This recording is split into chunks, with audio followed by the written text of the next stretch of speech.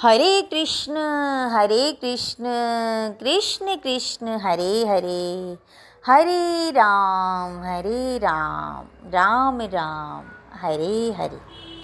श्रीमद् भगवद गीता यथारूप अध्याय 2 गीता का सार, श्लोक नंबर 52-53।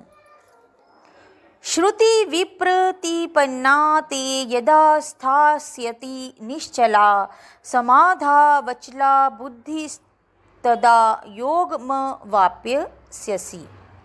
श्रुति वैदिक ज्ञान के विप्रतिपन्ना कर्म फलों से प्रभावित हुए बिना ते तुम्हारा यदा जब स्थास्यति स्थिर हो जाएगा, निश्चला एक निष्ठ, समाधो दिव्य चेतना या कृष्ण भावनामृत में, अचला स्थिर बुद्धि ही बुद्धि, तदा तब योगम आत्म साक्षात्कार अवाप्स्यसि तुम प्राप्त करोगे।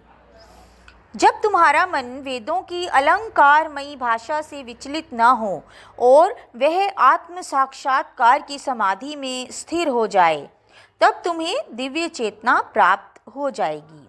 तात्पर्य है, कोई समाधि में है, इस कथन का अर्थ यह होता है कि वह पूर्णतः कृष्ण भावना भावित है, अर्थात उसने पूर्ण समाधि में ब्रह्मा, परमात्मा तथा भगवान को प्राप्त कर लिया है।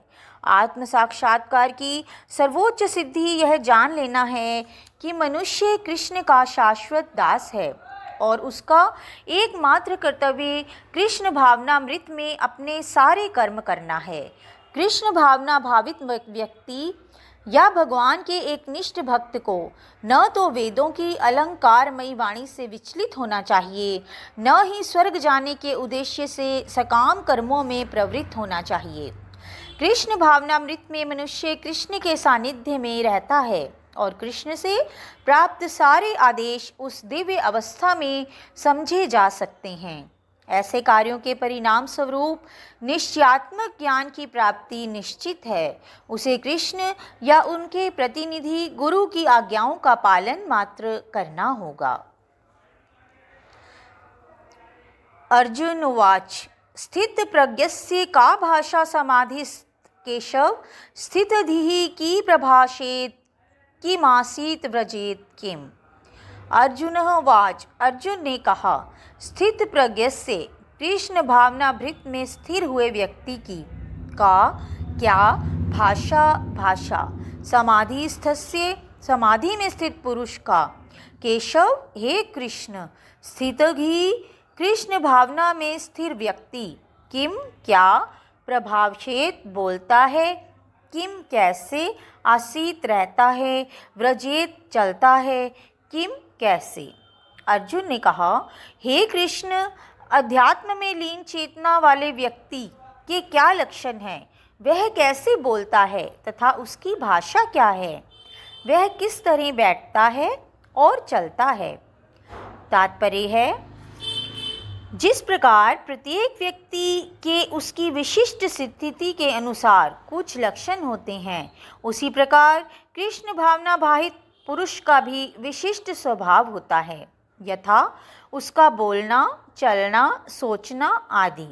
जिस प्रकार धनी पुरुष के कुछ लक्षण होते हैं जिससे वह धनवान जाना जाता है, जिस तरह रोगी अपने रोग के लक्षणों से रुग्ण जाना जाता है या कि विद्वान अपने गुणों से विद्वान जाना जाता है, उसी तरह कृष्ण की दिव्य चेतना से युक्त व्यक्ति अपने विशिष्ट लक्षणों से जाना जाता है।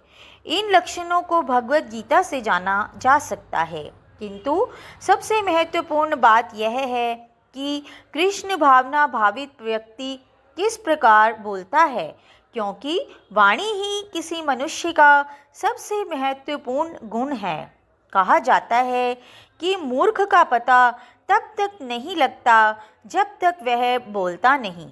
एक बने ठने मूर्ख को जब तक नहीं पहचाना जा सकता जब तक वह बोले नहीं, किंतु बोलते ही उसका यथार्थ रूप प्रकट हो जाता है। कृष्ण भावना भावित व्यक्ति का सर्व प्रमुख लक्षण यह है कि वह केवल कृष्ण तथा उन्हीं से संबंध विषयों के बारे में बोलता है। फिर तो अन्य लक्षण स्वतः प्रकट हो जाते हैं जिनका उल्लेख आगे किया गया है। तो बोलिए, हरे कृष्ण कृष्ण कृष्ण हरे हरे, हरे राम राम राम हरे हरे।